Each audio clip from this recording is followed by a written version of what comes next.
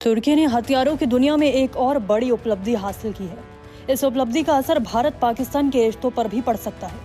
दरअसल IDEF 2025 अंतर्राष्ट्रीय defence industry मेले में तुर्की ने अपने स्वदेशी विकसित विनाशकारी बम गैज़ेप को पहली बार सार्वजनिक तौर पर पेश किया।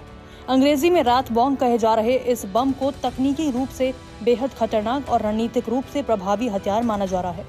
इसकी पेशकश ने कहीं न कहीं पाकिस्तान को और ज्यादा मजबूत कर दिया है।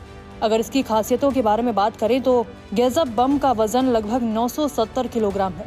विस्फोट के वक्त ये बम 10,000 घातक कण चारों ओर बिखेरता है। ये कण 10 अलग अलग प्रकार के टुकड़ों में बदलते हैं। हर टुकड़ा युद्ध क्षेत्र में भयानक तबाही मचाता है। गैज़ेप की विस्फोटक क्षमता MK-84 बम से 3 गुना ज्यादा है। MK-84 को नाटो सेनाएं दशकों से उपयोग करती आई हैं।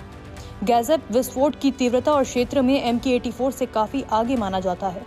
तकनीकी रूप से ये बम अत्याधुनिक और घातक माना जा रहा है। गैज़ेप सिर्फ एक बम नहीं, ये तुर्की की रक्षा उद्योग में स्वदेशी तकनीक की सफलता का प्रतीक बन चुका है।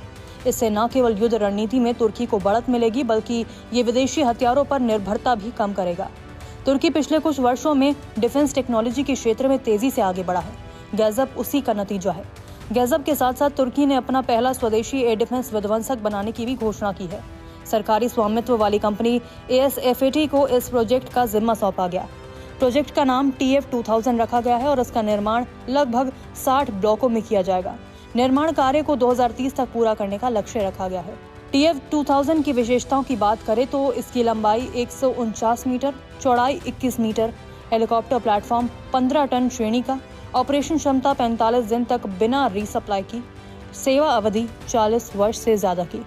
TF-2000 डिस्ट्रॉयर में अत्याधुनिक हथियार और तकनीक शामिल होने की बात कही जा रही है, जिनमें 127 मिलीमीटर नौसैनिक गन, वर्टिकल लॉन्चिंग सिस्टम यानी VLS, टॉर्पीडो लॉन्चर और close in weapon system, electronic warfare और रडार सेंसर सिस्टम शामिल होंगे। ऐसा अनुमान जताया जा रहा है कि TF-2000 सिर्फ एयर डिफेंस तक सीमित नहीं रहेगा। इसका उपयोग पनडुब्बी रोधी अभियानों, सतह हमलों, इलेक्ट्रॉनिक युद्ध, विशेष ऑपरेशन और इंटेलिजेंस और टोही मिशन में भी किया जाएगा।